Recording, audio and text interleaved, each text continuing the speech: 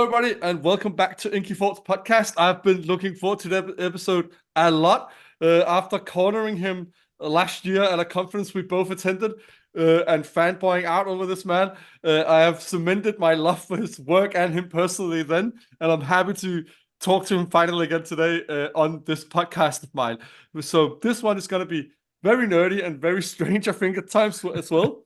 If you like history and tattoos, you entered the right chat, so to speak, today.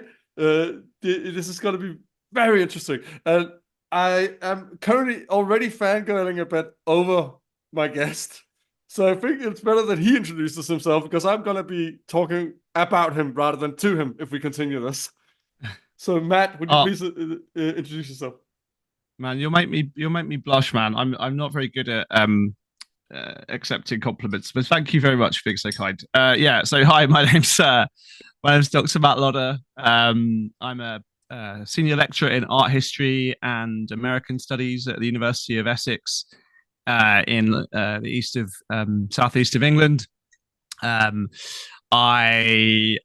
write about the history of tattooing, curate exhibitions. So my first kind of proper book came out in hardback year before last, in paperback last year, called Painted People, which is a kind of whistle-stop overview of biographies of tattooed people from throughout history. I curated a big exhibition from 2017 and up until 2020 called British Tattoo Art Revealed. I trained as an art historian at a PhD level, but my undergraduate degree was in languages and my master's degree was in critical theory. So I sort of came to art history not because I loved painting and gallery art, but because it was a way to think about tattooing. And I've been in and around the tattoo world since I was a teenager and obsessed with it for much longer. So yeah, really happy to be on here. And as people heard me talk before, it's something that I always say, but if I didn't talk to people about what I do, it'd be less a career and more of a mania. So I'm always happy to share what I do. Also, people listening into podcasts, I host my own podcast with my colleague and producer, Tom O'Mani, called Beneath the Skin, where we do... It's a different kind of tattoo history tattoo podcast. We don't interview tattoo artists so much. We interview academics and collectors, and we talk about topics that maybe other tattoo podcasts aren't talking about. So yeah, check that out as well if people are listening. Like, get on your feed and figure that out when you listen. Absolutely. To this. Like, if anybody's interested in history of tattoos, they should definitely check out Matt's podcast. Also, one best history podcast in Britain, if I'm not mistaken, not too long ago. Yeah, independent. So we got nominated and won at the UK Independent Podcast Awards, which was quite a big deal. We didn't think we were going to win. We got sat upstairs on the balcony, so we thought there's no way we're going to win because they'll have put the people that are going to win downstairs near the stage, and then we won and had to run through the whole building to get onto the stage. But the logistical nightmare of award shows. Exactly, yeah. So that was nice. Yeah, indeed. Matt's own podcast, truly, I mean, like his book, if you will be surprised how tattoos tie into different parts of history of the world in ways you couldn't even imagine sometimes. And even me, who's, I would say, on the nerdier side of people that like tattoos, get absolutely baffled sometimes at how tattoos connect to things. And it's almost even funnier whenever Tom has found something and Matt immediately debuffs it. But that's a personal favorite of mine, because Tom's a great guy as well, and it's always in the best intentions, but Matt is merciless when it comes to historical facts. But Matt, I'm gonna ask what we both know is perhaps a very commonsensical question and very silly to ask, but just to point it out to people. Why is it important to look at tattoos within the context of history? Well, I think, this is sort of where I, as I said, where I came into being an art historian, because I was a, bookish, nerdy child. My dad said to me, when I was like about 16, looking to go to university. Like no one will pay you to read books for a living, right? Where turns out wasn't true. But so I didn't really realize that being a professional historian was a job. But as I started getting tattooed myself and interested, of course, the first thing I did as a bookish kid was try and look for books and information.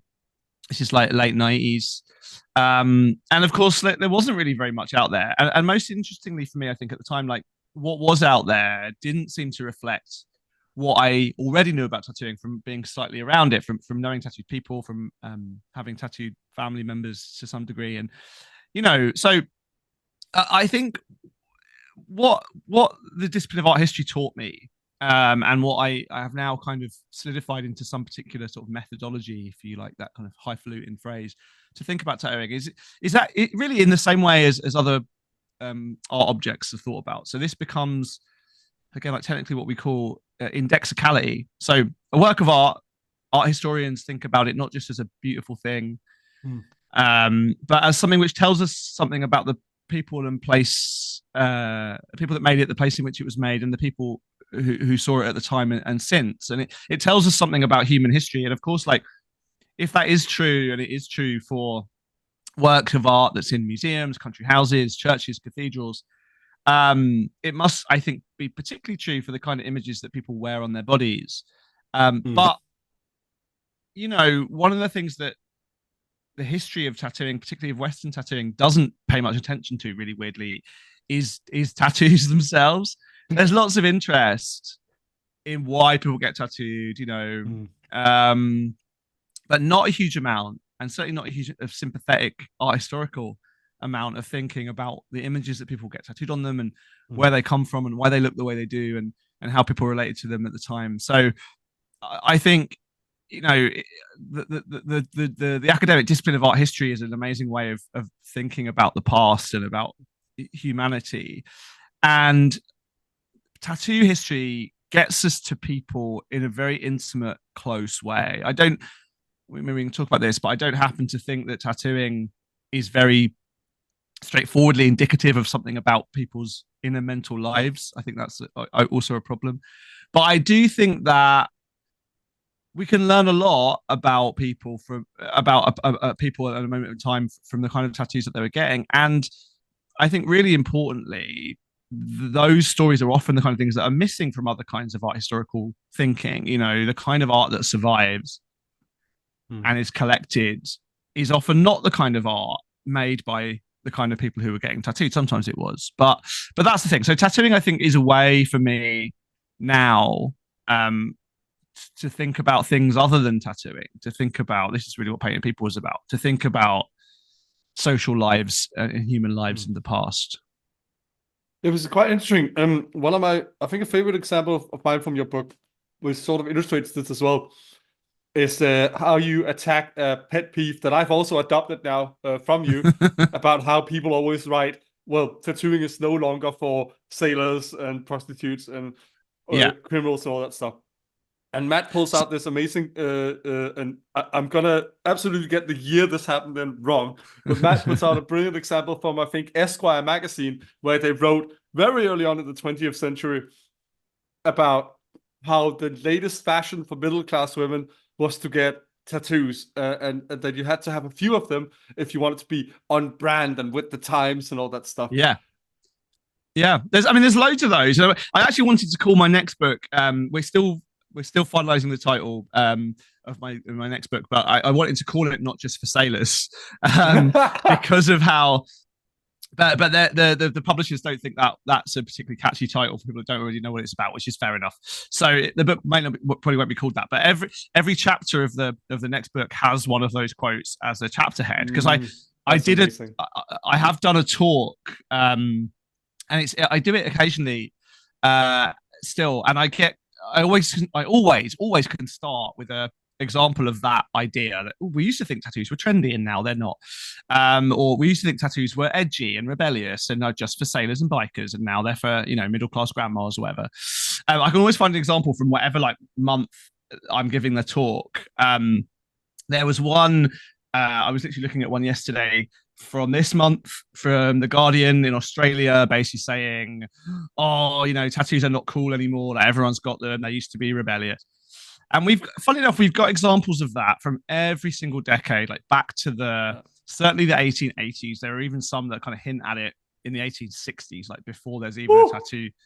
Jeez. Even before there's a tattoo industry. Yeah, that's way before the electrical machine in the 1890s. Yeah. So, Sutherland MacDonald, who I write about a lot, who was the first like real prominent professional tattooer in London, the guy who claimed, although not entirely truthfully, to have coined the word tattooist because tattooer made him sound too much like a plumber. He said in 1897 that he would not want to see this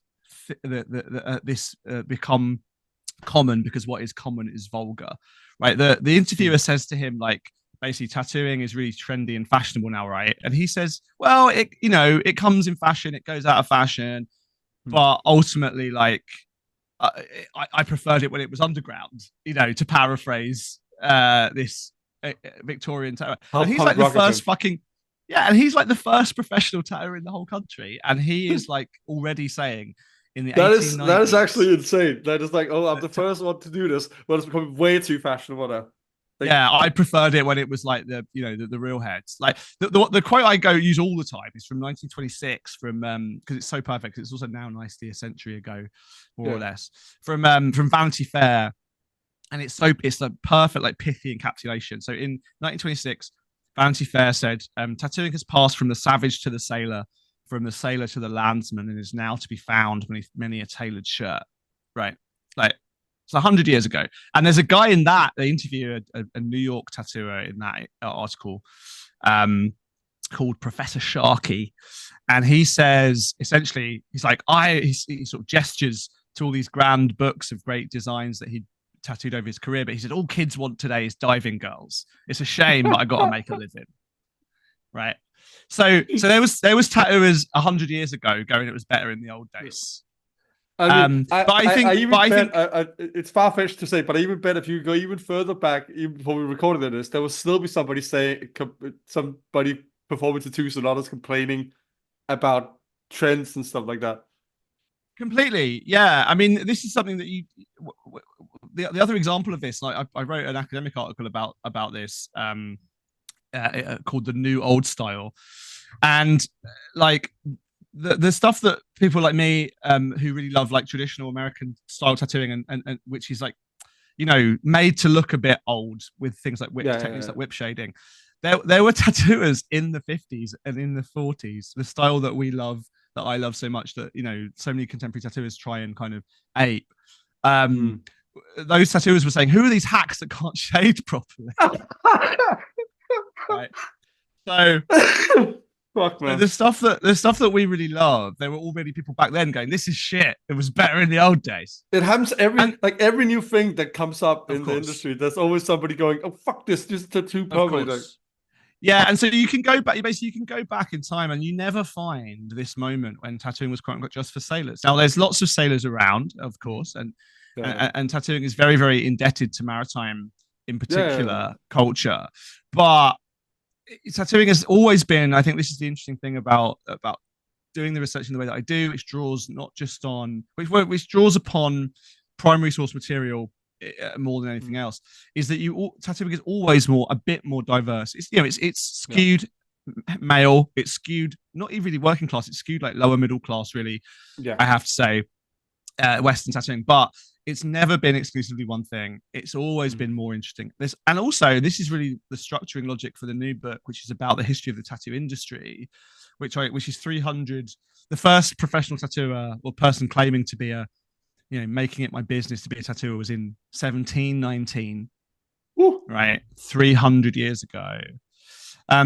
Is that there've always been people who have been saying, take tattooing seriously. They've enjoyed the mystique and the edge and the romance of being slightly on the edges of polite society. But certainly since the real, what I call the professional era, begins in the mid to late 19th century, there have been tattoo artists saying, like, take us seriously.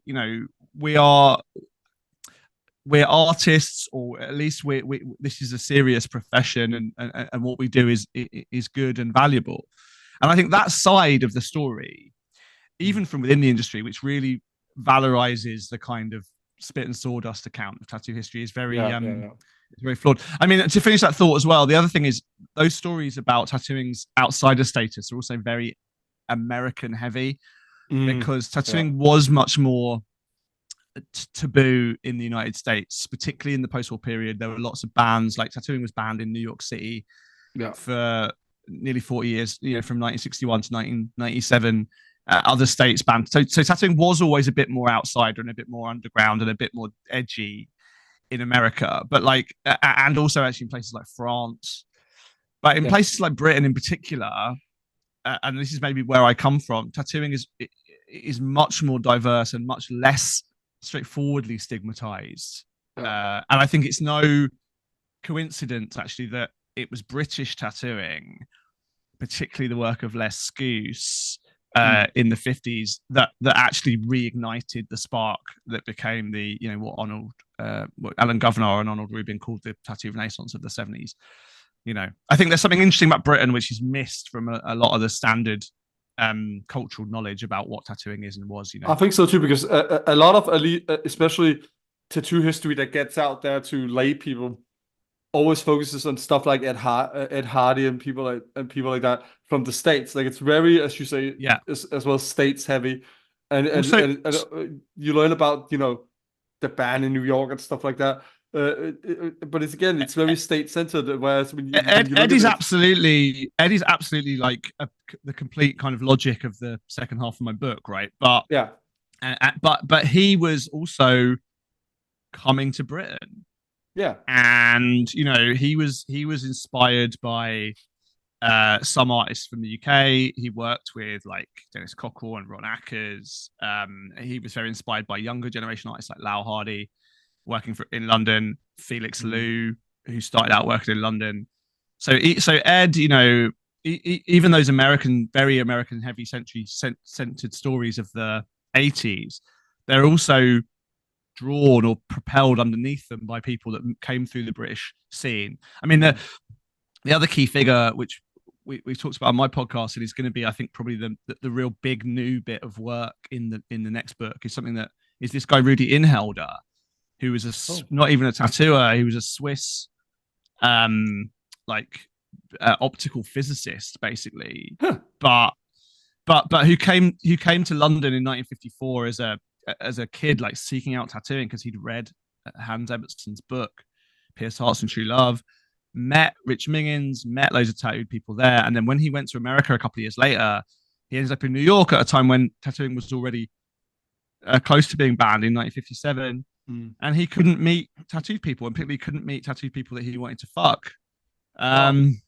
So he set up the Tattoo Club of America as an analog of the Bristol Tattoo Club that he'd been part of in the UK, in order to try and meet like-minded individuals. And it was through the Tattoo Club of America, at least in part, that lots of the networks that became what happened next in American tattooing were first developed. So, even the kind of little embers is the wrong way around, the little kindling that sparked the tattoo history we all know about from the 60s and 70s in America, like, really began by people that had been in or moved through the British scenes in the 50s. Well, it makes a lot of sense when you think back to some of the history with it as well, because even the stuff people love to talk about, for example, with Captain James Cook and his I would rather call it rediscovery rather than discovery of tattooing. It all went through Britain as well to some extent. Well, I mean, it's the Cook thing is also interesting. I mean, so my PhD was methodological, right? So I was really trying to. It was initially I was going to write a very kind of heavy theoretical project on, like, it's a very like of its time. I now realize in hindsight, historiographically, project. It was going to be something philosophical about what it meant to be an artwork in the world, right? But the first chapter of that argument would necessarily have been, how is tattooing an art form, or how is tattooing like other forms of art, I guess, more precisely. And that actually became the whole PhD, that first chapter, and I never got to the next bit. But it meant that also I wasn't in the PhD particularly attuned to history. Even it was more of a methodological account of what it was that tattooing and other forms of art had in common and didn't have in common that were important. You know, things like who's the artist of a tattoo? Is it the person who wears it, or is it the tattooer? How do you display a tattoo? Like, how do you archive a tattoo? All of these kind of methodological questions. So I didn't really do a lot of historical thinking, and then as I came out into my post PhD work, I started meeting people like Anna Friedman in particular, who's now retired from the tattoo academic world and works doing something else. But she basically, I said to her, like, this Captain Cook thing, and she'd done a whole PhD at the University of Chicago, which basically said, no, that story misses out this whole prior history. And it blew my mind. I mean, it turns out that at least the surface level of that story wasn't particularly hidden away, but the idea that Captain Cook had discovered tattooing had been really, really uppermost in writing about tattoos since at least the early 1900s. I think the earliest example is about 1907 or something. The naval surgeon guy called Fahrenholtz wrote it in his book in 1907. But so this idea that there was no tattooing in Europe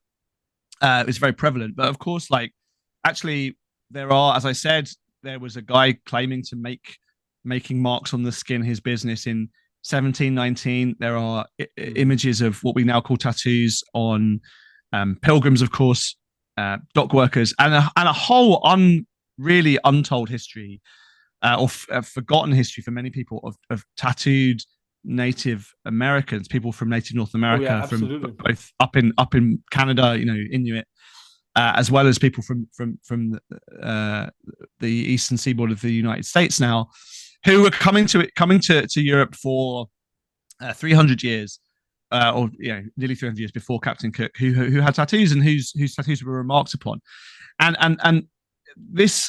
So the question for me also became like, or has become really like, why did we forget? Yeah. Because actually Captain Cook didn't think that he discovered tattooing. Him and Joseph Banks both owned copies of a book by a Danish author actually called Daniel Krantz, who wrote a book called The History of the Greenlanders, and that book in it has a whole account of tattooing, or what wasn't called tattooing, but we now call tattooing amongst people in Greenland. And so they didn't think they'd discovered tattooing. They knew that this was similar to things that they'd already encountered. They were surprised by the scale of it and the techniques by which it was produced and the cultural context in which it happened, but they didn't think the technology of putting ink in the skin was novel.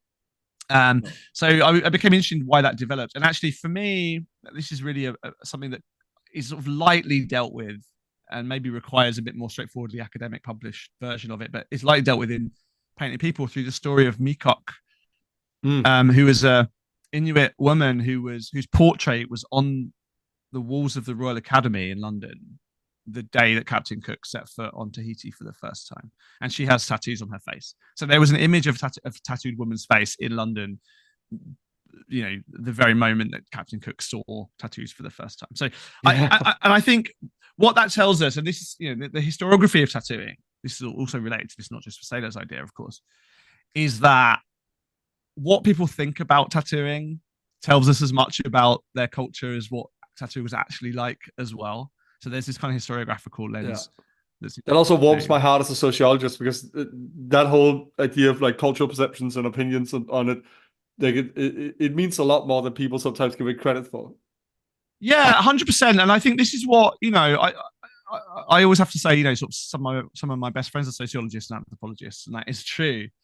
But the problem is, of course, with a lot of sociological work, particularly kind of quite lazy sociological work, if I have to say it, which gets into tattooing because it's interested, because the people doing it are bored of whatever else they're doing. Yeah. They start basically saying, why is tattooing so fashionable now? Yeah. Right. And that's the wrong question to ask, because actually, as you pointed out, there were people 100 years ago saying the same thing. So you need a good historical and even kind of present account of what tattooing actually is before you can do the sociology on it. Absolutely. And that isn't what's been happening in the academic work. I mean, you still find sociological and psychological articles coming out today where they still say, "Oh, tattooing was discovered by Cook there, and now it's become steadily more popular." It's rubbish because you can find exactly. I mean, you don't have to exactly pull the out questions Ötzi to say that it's been in Europe for a long time, but you can go even less further back than that and still say that it's older than Cook's discovery in heavy quotation marks. And even the post-war histories, right? Like there, we were talking before we started recording about Margot de Mello. Like Margot de Mello, not a historian, but her book is a pretty good historical account. Oh yeah, absolutely. Of the period to some degree.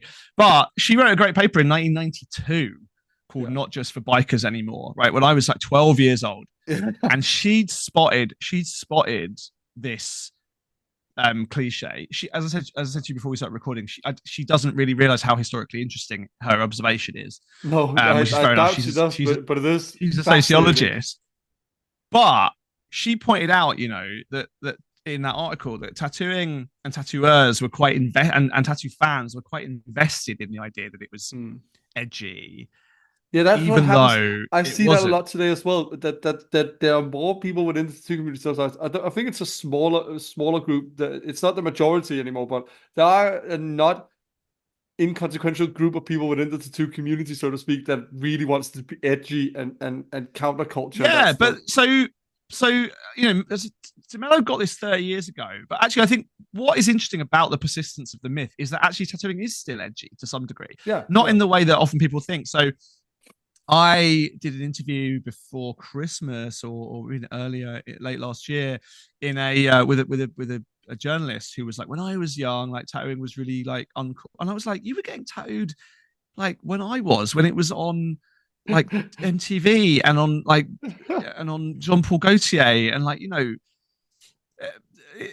it's funny that like I'm sure we're having these conversations for my whole career, but the first interview that I ever gave talking about this stuff was in about 2011. So I've been shouting into the void about this for a long time. But I think what it does tell us, the reason I think, or one of the reasons why tattooing always feels surprising and novel and newly fashionable and newly safe, is that it does have something transgressive in it. It does transcend normative ideas about, for example, willing submission to pain. Particularly, it messes up our relationship to time. This is where that question of like, what will you do when you're older comes from, which again, as I often point out, has a paradox in it, because that question implies, how dare you be so fashionable to get something now, but how dare you not be fashionable enough to not want something out of fashion in future? Like it's a paradoxical question to ask, but those things are bothersome to mainstream Western cultural thought. And so tattooing and I have a career because of this. It continues to be confusing for people and quote unquote edgy, even though it is on high streets and on, whatever. Like, and it's a more complicated story than that, and that does require a sociologist, I think, to do more work with. But like, my frustration is that if you start with tattooing's used to be X and is now Y, you're asking the wrong questions and you end up in the wrong places. When actually there are more interesting questions for me as to why people who are getting tattooed at a time when, tattooing was very, very visible to the, even to sociologists writing at the time, they still imagine that when they got tattooed, it was underground. I think what it is, and this is, I'm sorry, I'll stop talking, but no, please don't. The standard account, the standard account, and this comes from that idea of the tattoo renaissance, which comes it comes into America because it was the front cover of Rolling Stone magazine in 1970 with Lyle Tuttle. But the earliest example I found of anyone talking about a tattoo renaissance was in 1954, which is again, the year that George Burchett died, the year that the Bristol Tattoo Club was founded, and it was on a BBC, a British TV show. Talked about the renaissance of tattooing, and we actually not even got the soundtrack, but they interviewed people in there like Cash Cooper. So what this idea of a renaissance implies is that tattooing went away and was like rediscovered or whatever. And actually, I think this is also this thing about not just for sailors anymore. You can't find a time when tattooing wasn't surprising to some journalists writing about it. Yeah. And those are connected. There's no then and now. What there is a growth or actually a nice pun that I like from a newspaper article after World War II when tattooing was pretty unpopular. An in and out business. I like that as a pun, right? Tattooing that is good. Yeah, that is quite good. So it isn't in that business. It does wax and wane, and of course, tattooing is now more popular and more socially acceptable than ever before, and that is a phenomenon that's worth explaining and is interesting to explain. But it's not a phenomenon which came out of nowhere from some past when it was completely stigmatized. It's more complicated than that, Absolutely, it's way more nuanced than that, and always has been. Yeah, exactly. But I think this may also tie into another thing where you really opened my eyes. For example, when I heard your keynote at the conference we both attended last year, with the whole idea that within social sciences and sociology probably is one of the main offenders here. People often look at it as a phenomenon, and I've done that as well myself in some of my earlier academic work in my undergraduate, for example. Whereas it's we forget to look at it as what Matt, for example, described as a medium instead. Because it's not just a social phenomenon. It's not just something that just suddenly pops up and then it has some social significance only in social interactions and stuff like that. It also has an intrinsic value to people and their own identity more than people give it credit for in social sciences sometimes. Yeah, and it's sort of unavoidable in a way, and unfortunately, because even though I'm, as I'm very aware of it and try and have this conceptual framework of not thinking about tattooing as a phenomenon. Of course, I do it as well. My book has, and I try and explain in the introduction, like there are things in it which are called tattoos, which I don't think are actually the same in any way other than that they involve the insertion of pigment particles under the skin. It's inescapable, unfortunately, to fall into this phenomenological accounting for tattooing.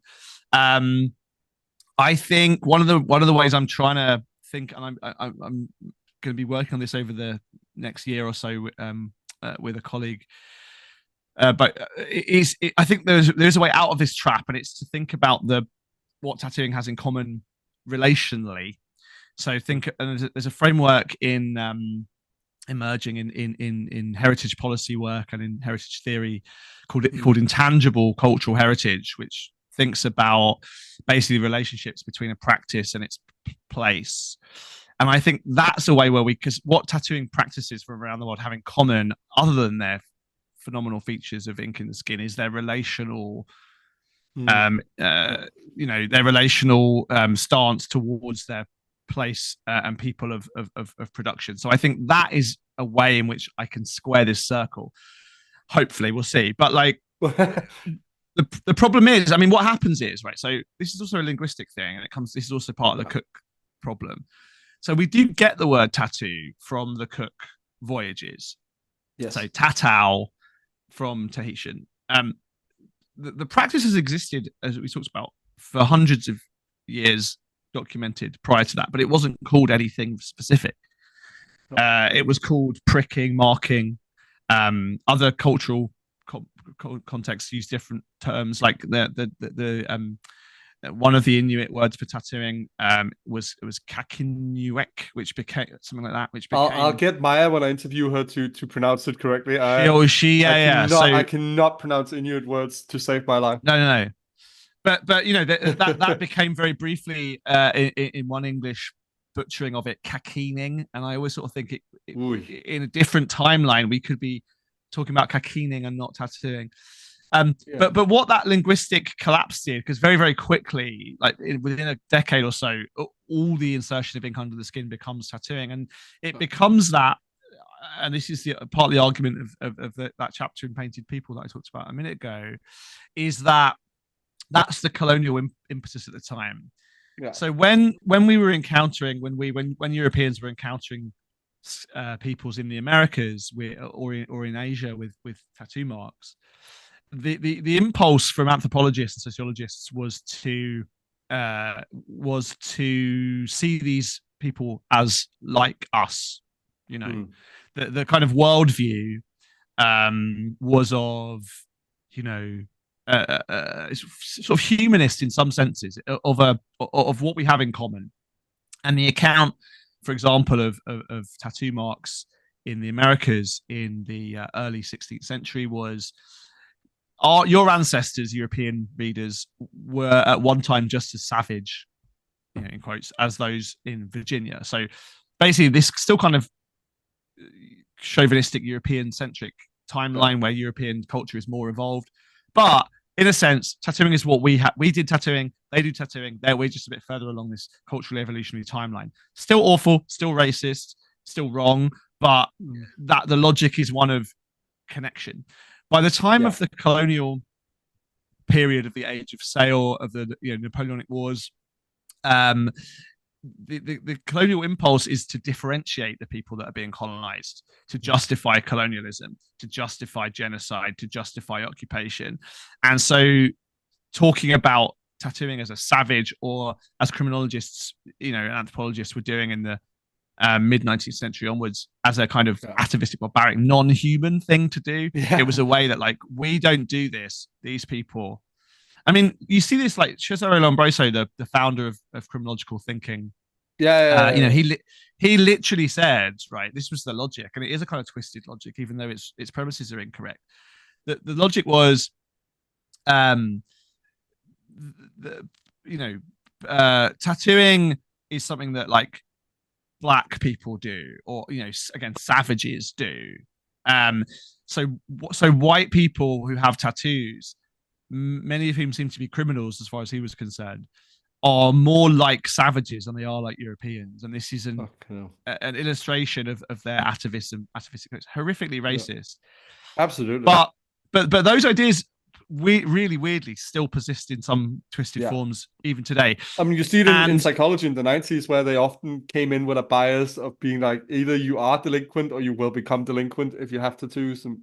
Exactly. And even the positive versions, where tattooing becomes a kind of marker of your selfhood, is also to some degree rooted unconsciously in this idea that tattoos express something very immutable about your inner self. So I think what an ahistorical account of this does is kind of end up in some really twisted places. But it's difficult to get out of that, because we have this word tattoo, and the word encompasses all these things which are different relationally to their cultural context. They are relational, but their relations are different.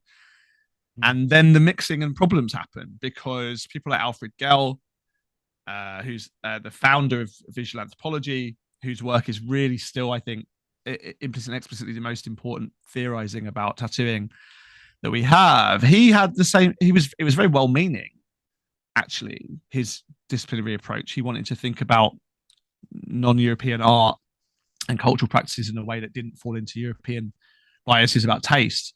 But what that did was, he ended up wanting to say, well, like art in general, and tattooing in particular as an illustration of art, is a practice, and we want to think about function. What's tattoos for? And then that leads you into some places like tattoos are for fertility rites, tattoos are for scaring your enemies, tattoos are for social signification of group affiliation.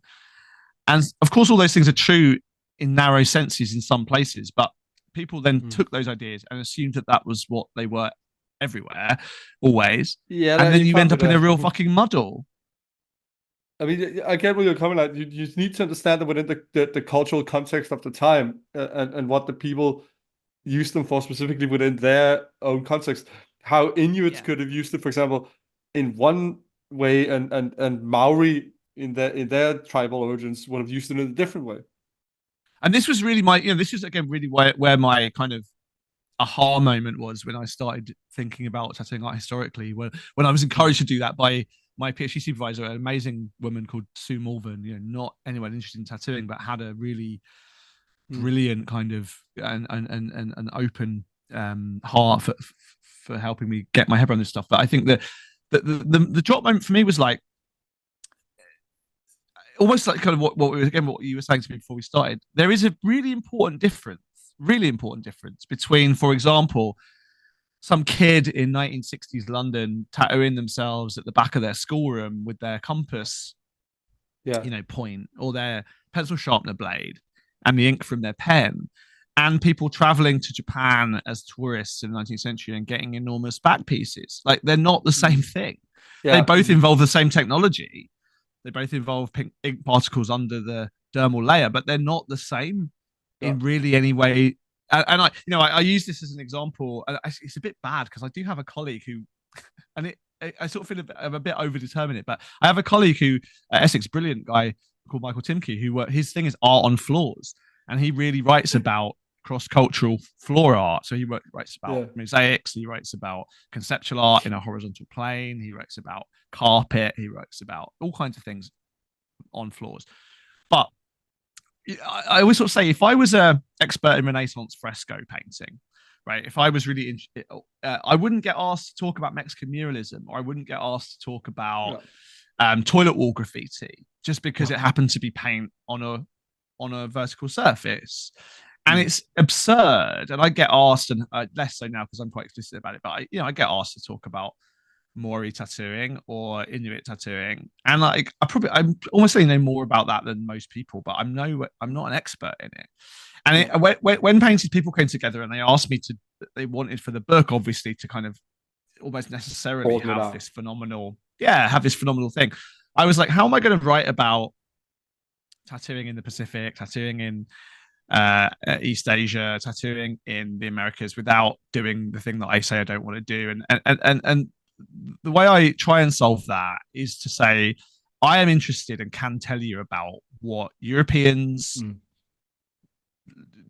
thought of this stuff, what they took away from it, and where, from talking and looking at people who know more about it than I do, what I think they got wrong.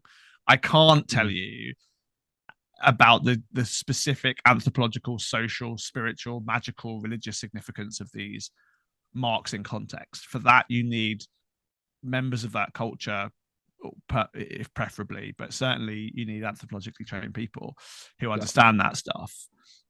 So that's what I try and do, and the way I try and solve it, imperfectly, I think, and it's impossible to get away from. It's impossible. Oh, absolutely. But I think that's why it's so important that you yourself go ahead of it and say, hey, I'm an expert in this area, so I can't claim any expertise of, for example, as you say, in Inuit tattoo traditions, or in Maori tattoo culture, ancient tattoo culture, and stuff like that. Yeah. And I think, hopefully where my work is different, and I hope it filters out into the broader. It's starting to a little bit into the broader. Now, I don't publish enough of it, which is part of the problem. But and not, I need to get some more academic articles out there, really, to get some of these ideas more into the conversation, academically speaking.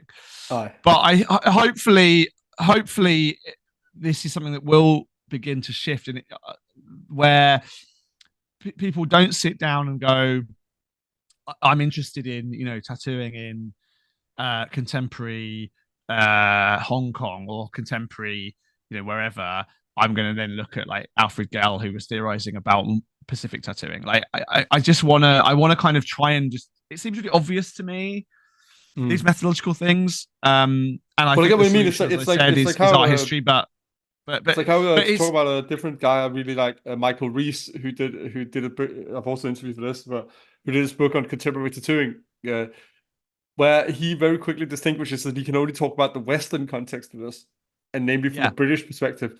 It's very important to do, because it's quite different from how, if you look at Japan and contemporary tattooing there, and the problems and cultural specifics that have been there. And other places in the East as well, India. I mean, Japan's a good example again of where these problems happen, and I'm very fortunate to work closely with Yoshimi Yamamoto, who's a Japanese scholar of tattooing, because we have the same problem in the opposite direction. So what I try and do, I mean, the thing with Japan is as well, right? What we now think of as Japanese tattooing, right? The kind of woodblock inspired stuff. That is.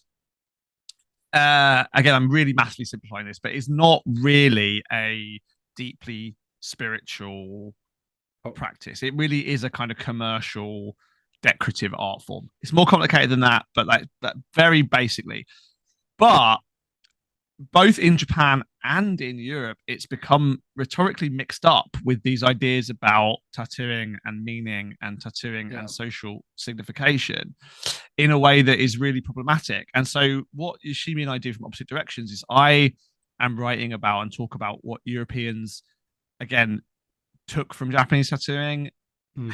And how Japanese tattooing itself changed in response to Western customers, actually, and Yoshimi's doing the other way around. What and the key. And this is something I'm literally working on right now. It's going to be an academic article.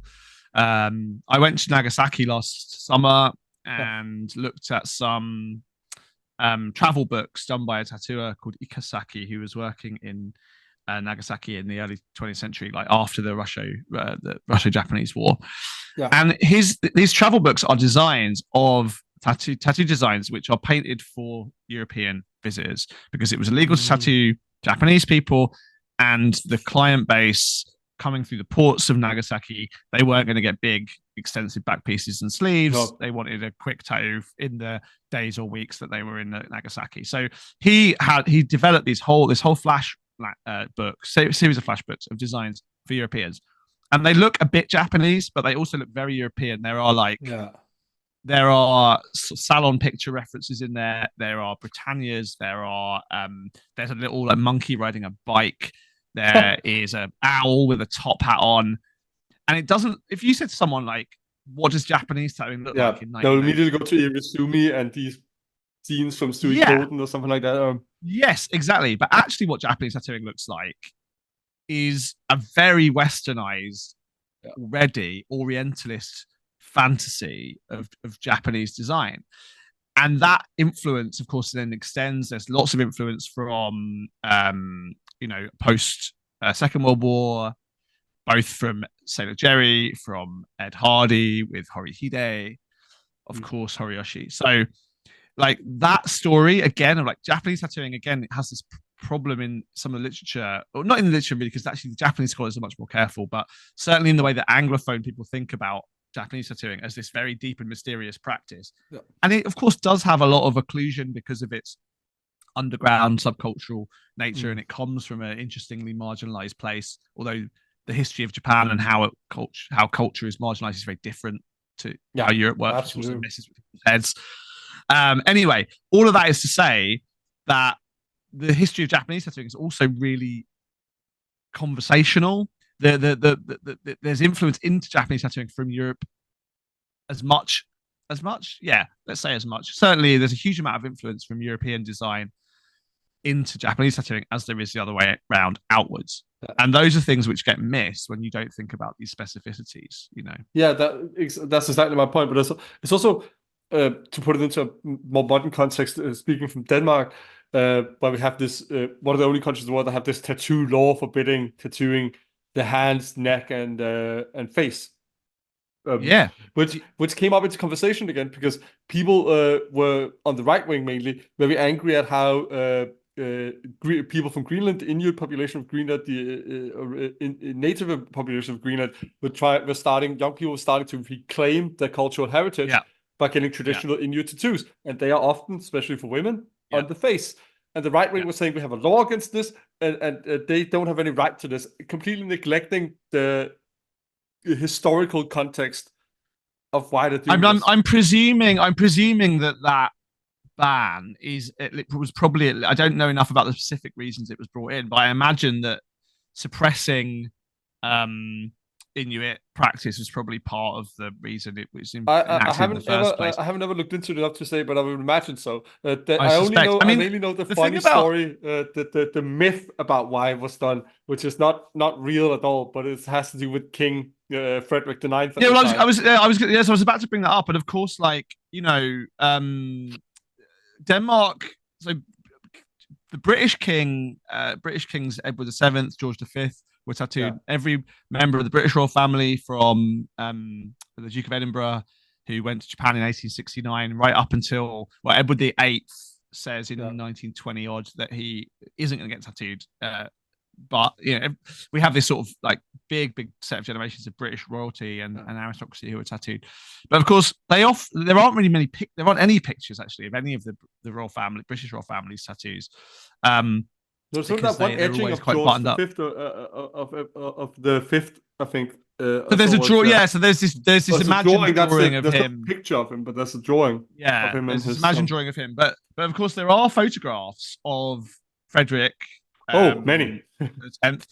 There is also Princess Valdemar of Denmark, who had a big fucking sailor anchor on her arm. And I know that, like, obviously the maritime culture of Denmark and Britain are very intersected, and the royal families are, literally intersected of Denmark and Britain. Absolutely. Like poor Mary of Teck, who was going to marry Albert Victor, and then when Albert Victor died, she got married off to George V instead. But I think the tattooing, the aristocratic tattooing amongst in Denmark was. You can tell me more about this, but my sense was it was much more visible, but also it was kind of weirdly rougher. So of course, absolutely. like, I mean, there's George, a lot of stories about Frederick being the royal guard having to go and get him from bars exactly from Newhaven, in Newhaven, yeah, and because he was down, he snuck out the palace and was down drinking and getting tattoos and stuff like that. Like, and of course, like, the British royal family who got tattooed in these kind of almost artistically authentic places in Japan and in Jerusalem. And of course the tattooers in London like MacDonald, Riley, others, they all claimed to have tattooed them when they were back in London. No evidence that happened at all. No. But they claimed, because these people were known to be tattooed, and so it was good business to claim to have tattooed them as well.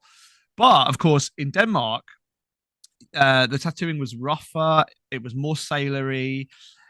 The British tattooers claimed to have tattooed like Frederick as well. George Berchek, he may well have done it. I don't know if it's actually true, but I at least know that claimed to have he would go to London and get tattooed, and there are history books that claim he got tattooed by George. That definitely claim that, and Berchek claims that. Whether it's actually true or not, I don't know. I guess you'd have to look at. I don't know enough about the sources in Danish if he's got diaries and stuff. I haven't got an inside source in the royal estate, sadly, so I can't. Well, we know that George V was tattooed because he talks about it in his diary. Like, he accounts for it.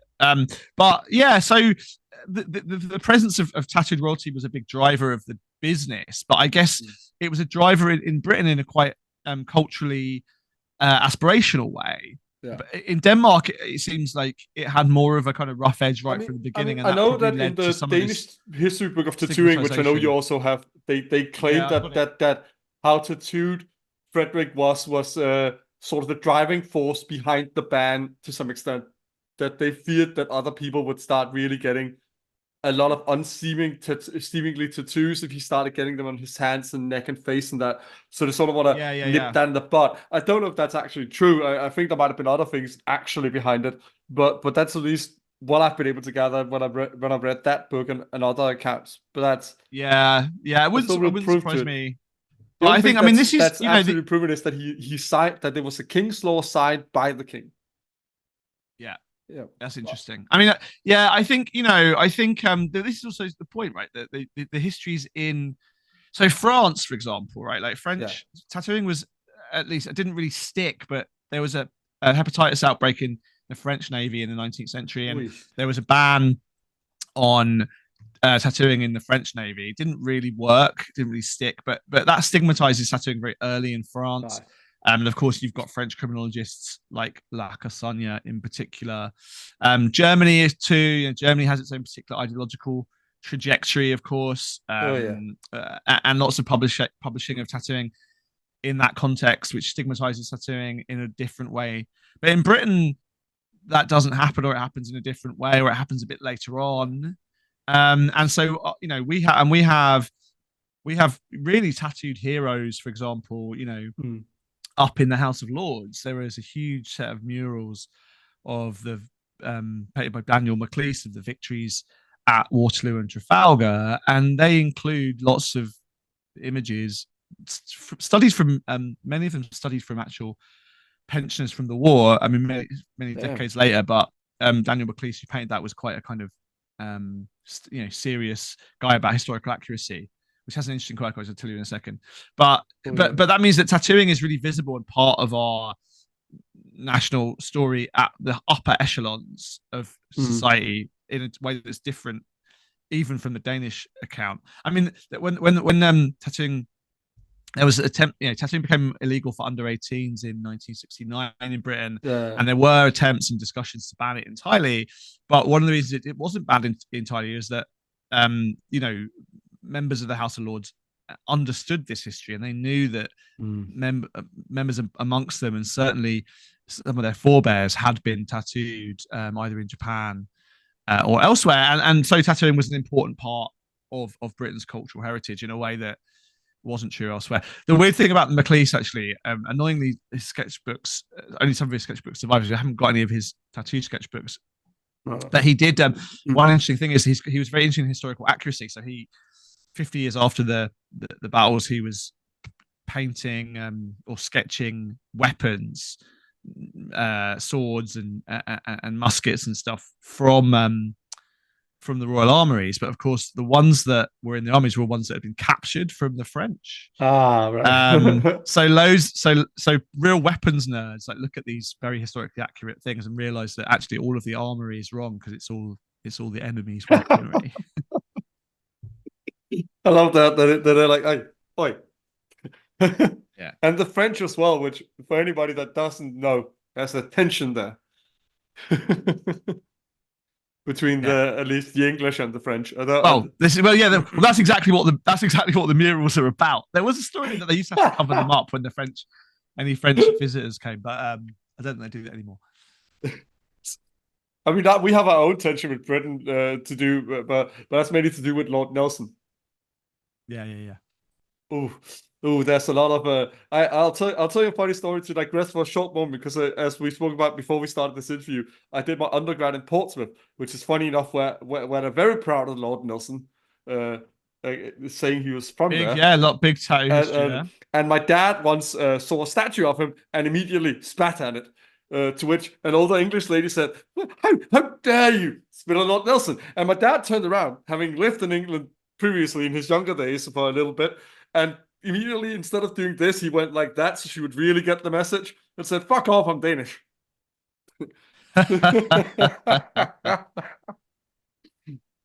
Oh man, which he hates when I bring up, because he's usually way more polite than that. But I love that.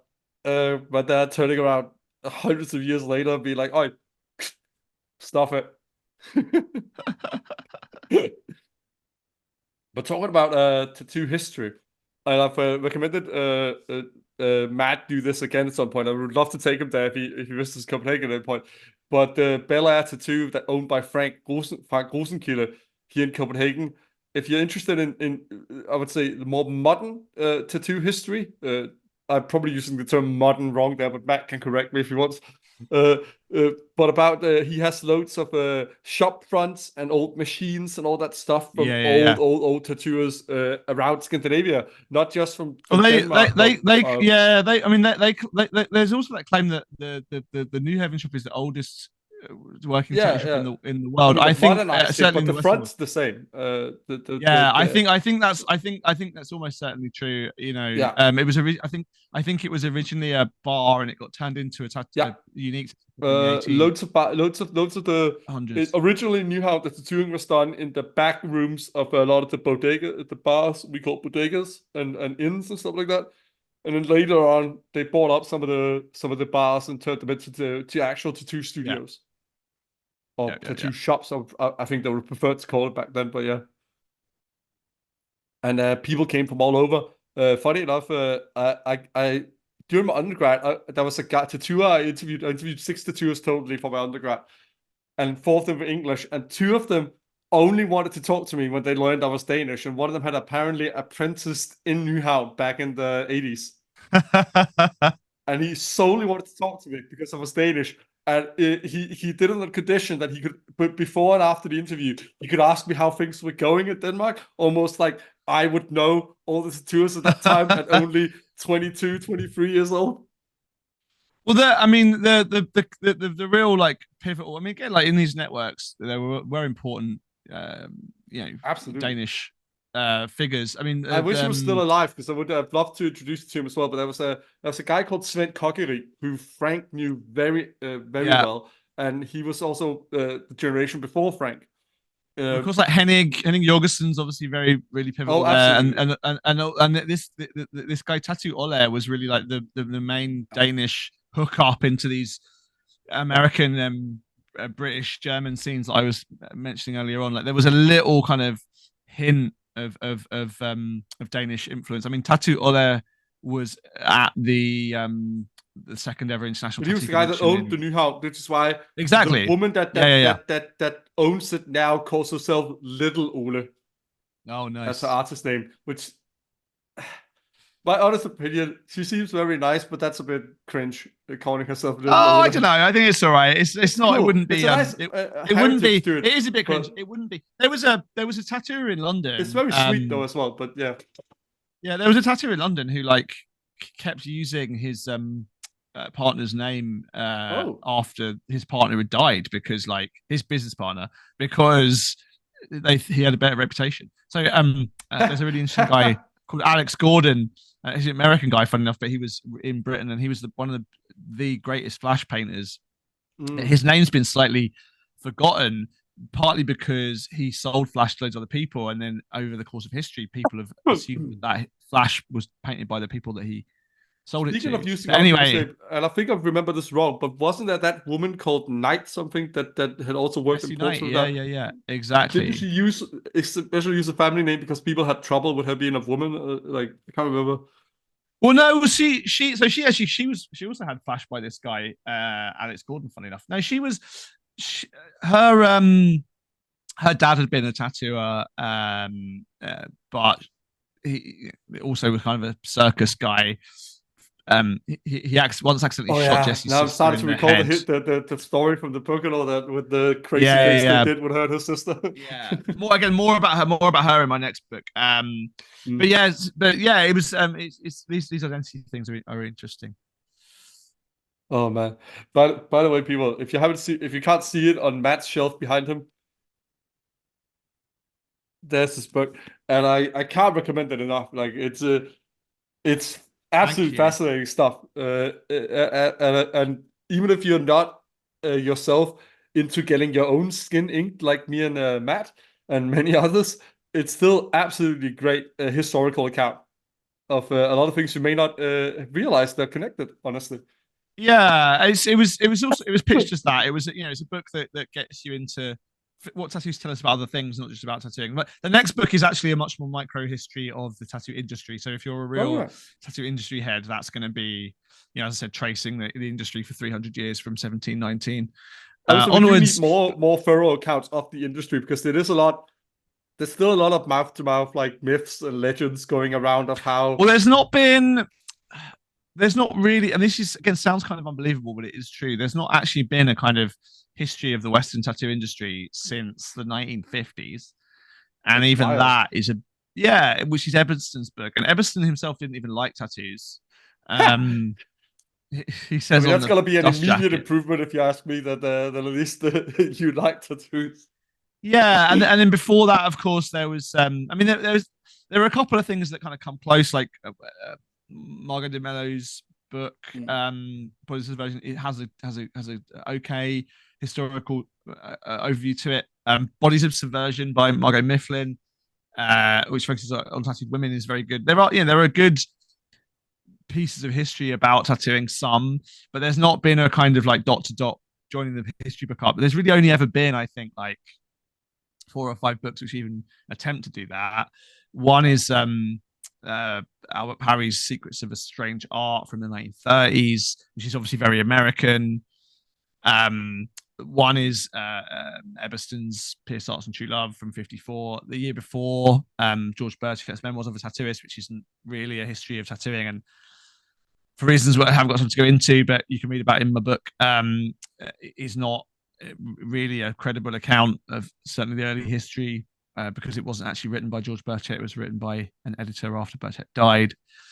Mm. And then there was Art, Sex and Symbol by Scott and Gotch in the '70s. But again, that's not really a history of the tattoo industry per se, but it does work with some industry sources. So this book that I'm doing, whatever it ends up being called, the working title at the moment is Indelible. Mm. After that Captain Cook quote. Kind of cool. It's very difficult to tell a really coherent story about 300 years in sort of 40,000 words, because it's a shorter book than Painted People. But it does try and kind of explain how we get, without gaps, and why there's no Renaissance, from that period, certainly from the period in the 19th century when tattooing becomes a real profession for the first time, to the present day. So hopefully people like that. And again, it's a different kind of project, more I can't wait narrow to get and my hands focused on on it, to be tattooing. honest. But Painted People is a history book. We call it history through tattooing, or I call it history through tattooing rather than history of tattooing. There's lots of tattoo history in it, but it's a history of all kinds of things of human life. And all the things I said right up top of this interview, you can learn a lot about not individual people necessarily, but certainly about cultural moments. Well, it's the same thing as with your podcast, the motto for there, and I can't remember word for word, but it's history told through tattoos. It's not history of everything told through the history of tattooing. And it's very true, because the way you often start out the episodes is quite fascinating. I can't recommend your podcast enough. You're way more popular than my own, but it's always fascinating how you start out. You very rarely start out talking about tattoos. You always start out about different topics and stuff like that, and then it leads into tattoos as well. Yeah, and we're recording a session in a bit, so we better wrap this up. We were talking all day, because I was about to wrap it up. Go chat to Tom. Actually, no, I love talking to you about. I was about to wrap it up. Today's episode is going to be about the new metal scene in the 2000s. There's a really Korn and all that really interesting and quite chaotic music festival called Tattoo the Earth in 2000 in the year 2000, which, when I was looking for a way of explaining what happened in the new millennium, that became the last chapter of my book, because as a historian, I find it very difficult to think about anything that happened while I was already a historian as history. Yeah, I can imagine. And the kind of network storytelling that I've done in the book, which joins up through a quite narrow, weirdly very small set of people who all seem to know each other, who move between Europe, America, basically between Britain, Germany, and New York and California mainly. And there are some people like Ole from Copenhagen sort of on the edges, but that story becomes much harder to tell after the 90s. But and actually the what happened, listen to my podcast and read the book for the full story, but what happened with the failure ultimately of the Tattoo the Earth tour is, I think, really indicative of why I can't write about tattooing after 2000 in the same way as I do beforehand. Well, you sold me on the episode at least. but to round us up on a bit more of a light-hearted note, because I myself am a big fan, not just of Matt, but also a lot of his tattoo collection. And I know you just got a new addition on top of your head not too long ago. Yeah. What are the plans for 2024 tattoo collection-wise? Do you have any ideas? Ooh, well, so I have this perpetual problem that I've had, don't go into academia, and you know this as well, don't go to academia if you want to have any money. I never have any money get, because basically my only real big spot is my back. I've got a little thing on top of my back, but I really, really, really want to get a back piece, but I haven't got the money. Even if tattooers do me favors, which many of the lovely tattooers I know do have done, but I ain't getting a back piece for free, and wouldn't want one anyway. Sailor Jerry tried to get a back piece for free. Do you know that? Sailor Jerry tried to get a back piece for free once. What? He didn't have any money. Yeah, he was trying to get tattooed by Pinky Young before he died, and he wrote to Ed Hardy saying he didn't have any money and wondered if Pinky would trade for it. Anyway, anyway, my back is the big spot. But I if I win the lottery, that'll be on it. But we're doing at Brighton. Tom and I are doing a session with Sammy Hell. We're doing a booth for Sammy Hellride from Dead Slowed Down in Brighton, and we're tattooing only historic flash from historic collections. So maybe I'll get something from him there. To be honest with you, tattooing is quite spontaneous for me now. I don't sort of plan out and travel or get tattooed as much as I used to. So we'll see. But yeah, that's possibly at Brighton. But we'll see what happens. I always have ideas. I'm curious about Tom. I'm curious about Tom now, because I know you've had the plan with followers on Patreon and that. Has he gotten the tattoo yet? No, but he has. It was decided. So the the Howdy Doody Man. For those that don't was... know, the fans of Matt's podcast could choose, and it's not, don't worry, it's not Tom's first tattoo, but they could choose his next one at least. If we're not playing, and we put up a sort of series of like tattoo podcast themed inside jokes, and the Howdy Doody Man is this little figure from Woodcuts, which gets repeated, and so he's gonna get that done fairly soon. Nice. I almost hope that would be at the convention, because I would love to see Tom get that done. Oh man. Well, Matt, the only thing that's left now is to, first of all, I can't thank you enough for coming on here. No, thank you, man. It means the world to me, as you know. And we've already plugged your book and your new book, but do you have anything else going on you want people to know about? Well, no, that's so yeah, Painted. If people are listening in the US, Painted People comes out in paperback in February. It's been out in hardback for a bit, but it's coming out in paperback, so it should be cheaper and easier to get hold of. The Italian edition of Painted People is called Corpi Dipinti, and it's got loads more pictures in it than the normal version. So if people really want to sort of see some of the images, pick up the Italian version if you can't read Italian. I'm doing the podcast, as I said, and yeah, I'm just sort of out there trying to catch up with things. I think the new book, whatever it's called, if it is called Indelible or whatever it's called, will be out by the end of 2024. We're hoping to have it out this autumn. I've, as always, cut it very fine and annoyed my editors endlessly, but there's lots of cool stuff in there that people may not have seen before in terms of images, or certainly images which only a few people have seen when they've been published in very short run books. And as I said, it's a new, hopefully a new kind of structural account of how the tattoo industry has developed, with some surprising things in it. Lots more weird gay men, I think, than people realized, for example. That is actually one of Matt's favorite things to put in his book, weird gay men, I would say. Weird gay men, lots more people with, and weirdly also lots of people with art degrees, that's actually one thing that I've noticed a lot, and that's quite fascinating, because I love that a lot of tattooers, at one point at least in my day, were like, oh, all these people coming with art degrees, and then you listen to Matt's podcast or read his book, and it's like, no, this has been happening for a while, actually. Pretty much. I mean, pretty much everybody who certainly, I mean, there are earlier examples, but certainly from the 70s onwards, like most of the really important people are academic adjacent, academics themselves in some cases, academically trained, or at least learning from people who are. So there is a lot more kind of convention. This is also sort of interesting about the industry. There's a lot more, this is one of the stories in the book, that there's a lot more conventional art world, not even art world, but art training stuff in there, even if the people that are doing it rejected that to some degree. So this is a story which I hope people will find interesting. I'm sure they will. So when this comes out, just to clarify for people, Matt's book will be out in paperback in the US. This will be out a couple of months after that, I think. But I mean, absolutely get your hands on it. I would say if you want to be really cool, you should get the hardback version, because it's cooler and it's in blue and has this awesome picture on the front of an elderly. It has more typos though. The paperback's got the typos corrected. Yeah, that's so you have some extra stuff in it, but it's just so cool. Like, I know the other one also looks cool, but the blue hardback just looks even cooler to me. I'm very happy with my copy. Cool. All right, thanks, man. Thank you so much for being here, Matt. And to anybody listening, we'll see you in a couple of weeks.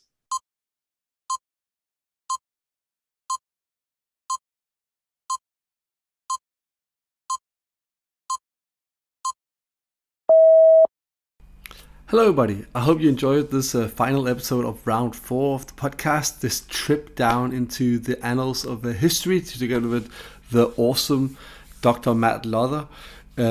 Please do check out his work if you haven't already. It's incredible what he does, and it sheds some interesting light, as he says, on peoples and parts of history that you normally don't get to see when history research is conducted and history books are published. Next time, I'm going to be talking to quite an interesting guy, a man who advocates quite a lot for tattoos being all right in the medical profession, at least in the US context. I would say internationally as well. But Dr. John Brocious, a surgeon who currently works out of Arizona, if I'm not mistaken, Las Vegas. And we're going to be talking about the stigmas you face in the medical profession being really heavily tattooed, and why it might be a bit silly to put those stigmas towards medical professionals who are heavily tattooed. And also be talking to John about how in his specific work he does as a surgeon, often working with transgender people to get gender reaffirming surgery. I think that's what it's called.